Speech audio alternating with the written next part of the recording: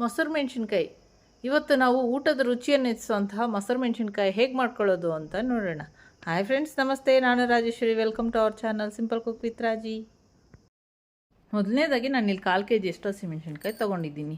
ಯಾವಾಗಲೇ ಆಗಲಿ ಫ್ರೆಶ್ ಆಗಿರುವಂಥ ಹಸಿಮೆಣಸಿನ್ಕಾಯಿ ತೊಗೊಳ್ಳಿ. ಸ್ವಲ್ಪ ಡ್ರೈ ಆಗಿದ್ದರೂ ಚೆನ್ನಾಗಿರೋದಿಲ್ಲ. ಖಾರ ಕಡಿಮೆ ಇರುವಂಥ ಹಸಿಮೆಣಸಿನ್ಕಾಯಿ ತೊಗೊಂಡ್ರೆ ಇದ್ರ ರುಚಿ ತುಂಬ ಚೆನ್ನಾಗಿರುತ್ತೆ. ಈಗ ಮೆಣಸಿನ್ಕಾಯಲ್ಲಿ ತುಂಬೋದಕ್ಕೆ ಒಂದು ಪುಡಿ ಮಾಡ್ಕೊಳ್ಳೋಣ. ಅದಕ್ಕೆ ನಾನಿಲ್ಲಿ 1 ಟೇಬಲ್ ಸ್ಪೂನ್ ಅಷ್ಟು ಮೆಂತ್ಯ ತೊಗೊಂಡಿದ್ದೀನಿ. 1 ಸ್ಪೂನು ಉಪ್ಪು, ಸ್ವಲ್ಪ ಹಿಂಗು ಹಾಕಿ ಪುಡಿ ಮಾಡ್ಕೊಳ್ತೀನಿ. ಈ ಮೆಂತ್ಯನ ಈಗಾಗಲೇ ನಾನು ಹುರಿದು ಇಟ್ಕೊಂಡಿದ್ದೀನಿ, ಅದನ್ನೇ ಹಾಕಿ ಈಗ ಪುಡಿ ಮಾಡ್ಕೊಳ್ತೀನಿ. ಈ ರೀತಿ ನಿಮಗೆ ಪುಡಿ ಆದರೆ ಸಾಕು. ನಾನು ಅರ್ಧ ಲೀಟ್ರ್ ಮೊಸರು ತೊಗೊಂಡಿದ್ದೀನಿ. ಇದು ಚೆನ್ನಾಗಿ ಕಡಿದು ಮಜ್ಜಿಗೆ ತರಹ ತೆಳುವಾಗಿ ಮಾಡ್ಕೊಬೇಕು. ಮೊಸರು ತುಂಬ ಗಟ್ಟಿಯಾಗಿದ್ದರೆ ಸ್ವಲ್ಪ ನೀರು ಹಾಕಿ ಹದ ಸರಿ ಮಾಡ್ಕೊಬೇಕಾಗುತ್ತೆ. ನಾನಿಲ್ಲಿ ಒಂದು ಅರ್ಧ ಲೋಟ ಅಷ್ಟು ನೀರು ಹಾಕಿ ಹದ ಸರಿ ಮಾಡ್ಕೊಂಡಿದ್ದೀನಿ. ಇನ್ನೊಂದು ಸರಿ ಚೆನ್ನಾಗಿ ಮಿಕ್ಸ್ ಮಾಡಿಕೊಡ್ತೀನಿ. ನೀವು ಇಲ್ಲಿ ನೋಡಬಹುದು ಯಾವ ಹದಕ್ಕೆ ಇದೆ ಅಂತ. ಈ ರೀತಿ ಸ್ವಲ್ಪ ಗಟ್ಟಿಯಾಗೇ ಇರಲಿ. ಈಗ 1 ಸ್ಪೂನ್ ಅಷ್ಟು ಉಪ್ಪು ಹಾಕ್ಕೊಳ್ತೀನಿ ಮೊಸರಿಗೆ. ಮೆಣಸಿನ್ಕಾಯಿನ ತೆಗೆದುಕೊಂಡು ಒಂದು ಚಾಕು ಸಹಾಯದಿಂದ ಮಧ್ಯದಲ್ಲಿ ಒಂದು ಗೆರೆ ರೀತಿ ಹಾಕ್ಕೊಳ್ಳಿ. ನಿಮಗೆ ಮೊದಲನೇ ಸರಿ ನೀವು ಮಾಡ್ತಾಯಿದ್ರೆ ನೀವು ಒಂದು ಚಾಪಿಂಗ್ ಬೋರ್ಡ್ ಮೇಲೆ ಮೆಣಸಿನ್ಕಾಯಿ ಇಟ್ಟು ಸಣ್ಣದಾಗಿ ಕಟ್ ಮಾಡ್ಕೊಳ್ಳಿ. ಈಗ ಇದಕ್ಕೆ ನಾವು ಮಾಡಿಟ್ಕೊಂಡಿರೋಂಥ ಪುಡಿಯನ್ನು ತುಂಬಬೇಕು. ಇದೇ ರೀತಿ ಎಲ್ಲ ಮೆಣಸಿನಕಾಯಿಗೂ ಪುಡಿ ತುಂಬಿಸಿ ನಾವು ಮೊಸರಲ್ಲಿ ಹಾಕ್ಕೊಳ್ಳೋಣ.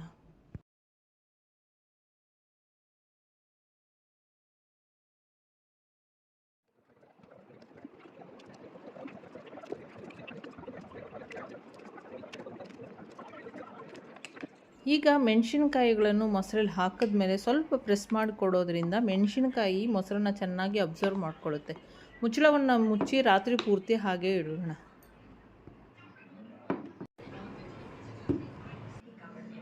ನೆಕ್ಸ್ಟ್ ಡೇ ಬೆಳಗ್ಗೆ ಮೆಣಸಿನ್ಕಾಯಿ ಚೆನ್ನಾಗಿ ನೆಂದಿರುತ್ತೆ. ಈಗ ಅದನ್ನು ಬಸಿದು ಮಜ್ಜಿಗೆ ಬೇರೆ ಮೆಣಸಿನ್ಕಾಯಿ ಬೇರೆಯಾಗಿ ಸಪ್ರೇಟ್ ಮಾಡಿಟ್ಕೊಂಡು ಮೆಣಸಿನ್ಕಾಯಿನ ಒಂದು ತಟ್ಟೆ ಮೇಲೆ ಹರಡ್ಲಿಕ್ಕೆ ಹಾಕ್ಬಿಡಿ.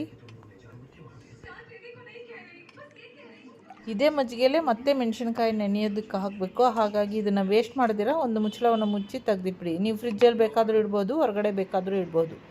ಒಂದು ದಿನ ಎಲ್ಲ ನಮ್ಮ ಬಿಸಿಲಲ್ಲಿ ಒಣಗಿದ ಮೇಲೆ ಸಂಜೆ ಮತ್ತೆ ತಿರುಗಿ ಅದೇ ಮೆಣಸಿನಕಾಯಿನ ಮಜ್ಜಿಗೆಯಲ್ಲೇ ಹಾಕಿ ತಿರುಗಿ ಮುಚ್ಚಳವನ್ನು ಮುಚ್ಚಿ ತೆಗೆದಿಡಬೇಕು.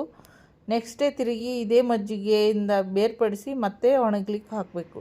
ಒಳ್ಳೆ ಬಿಸಿಲಿದ್ರೆ 3 ರಿಂದ 4 ದಿನದಲ್ಲಿ ಚೆನ್ನಾಗಿ ಮೆಣಸಿನ್ಕಾಯಿ ಒಣಗೋಗುತ್ತೆ. ನೀವು ಇಲ್ಲಿ ನೋಡಬಹುದು ಎಷ್ಟು ಚೆನ್ನಾಗಿ ಒಣಗಿದೆ ಅಂತ.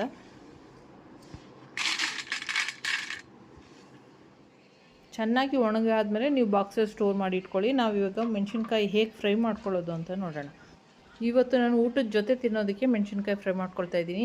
ಸ್ಟವ್ ಆನ್ ಮಾಡಿ ಬಾಣಲಿ ಇಟ್ಟು ಸ್ವಲ್ಪ ಎಣ್ಣೆ ಹಾಕಿ, ಎಣ್ಣೆ ಸ್ವಲ್ಪ ಬಿಸಿ ಹಾಕ್ತಾ ಇರಬೇಕಾದ್ರೆ ನಾನಿಲ್ಲಿ 5 ಮೆಣಸಿನ್ಕಾಯಿನ ಹಾಕಿ ಫ್ರೈ ಮಾಡ್ಕೊಳ್ತಾ ಇದ್ದೀನಿ. 1 ಅಥವಾ 2 ನಿಮಿಷ ಸಾಕಾಗುತ್ತೆ. ಚೆನ್ನಾಗಿ ಗೋಲ್ಡನ್ ಬ್ರೌನ್ ಆಗಿ ಫ್ರೈ ಆಗುತ್ತೆ. ತುಂಬ ಬಿಸಿ ಎಣ್ಣೆ ಜಾಸ್ತಿ ಬಿಸಿ ಇದ್ದಾಗ ಮೆಣಸಿನ್ಕಾಯಿ ಹಾಕಿದ್ರೆ ಸೀದೋಗೋಂಥ ಚಾನ್ಸಸ್ ಜಾಸ್ತಿ ಇರುತ್ತೆ. ಹಾಗಾಗಿ ಮೀಡಿಯಮ್ ಉರಿಲೇ ಇಟ್ಟು ಫ್ರೈ ಮಾಡ್ಕೊಳ್ಳಿ. ನಿಮಗೆ ಈ ರೀತಿ ಕ್ರಿಸ್ಪಿಯಾಗಿ ತುಂಬಾ ಟೇಸ್ಟಿಯಾಗಿರುವಂತಹ ಮೆಣಸಿನ್ಕಾಯಿ ರೆಡಿಯಾಗುತ್ತೆ. ಈ ಮೆಣಸಿನ್ಕಾಯಿ ತಿನ್ನೋದಕ್ಕೆ ತುಂಬಾ ರುಚಿಯಾಗಿರುತ್ತೆ. ಊಟದ ಜೊತೆ ತಿಂದಾಗ ಸ್ವಲ್ಪ ನಾಲಿಗೆಗೆ ಸುರ್ರು ಅನ್ನೋವಂಥ ಖಾರ ತಗಲ್ದಾಗ ಅದರ ರುಚಿ ತುಂಬಾ ಚೆನ್ನಾಗಿರುತ್ತೆ. ಟ್ರೈ ಮಾಡಿ ನೋಡಿ. ಏನಾದರೂ ಡೌಟ್ಸ್ ಇದ್ದರೂ ನನಗೆ ಕಮೆಂಟ್ಸಲ್ಲಿ ತಿಳಿಸಿ. ಪ್ರತಿಯೊಂದು ಕಮೆಂಟ್ಸ್ಗೂ ನಾನು ಆನ್ಸರ್ ಮಾಡ್ತೀನಿ. ಮೊದಲನೇ ಸರಿ ನಮ್ಮ ಚಾನಲ್ ನೋಡ್ತಾ ಇದ್ದರೆ ಸಬ್ಸ್ಕ್ರೈಬ್ ಮಾಡಿಕೊಡಿ. ಈ ವಿಡಿಯೋ ನೋಡಿದ್ದಕ್ಕೆ ತುಂಬ ಹೃದಯದ ಧನ್ಯವಾದಗಳು. Thank you for watching.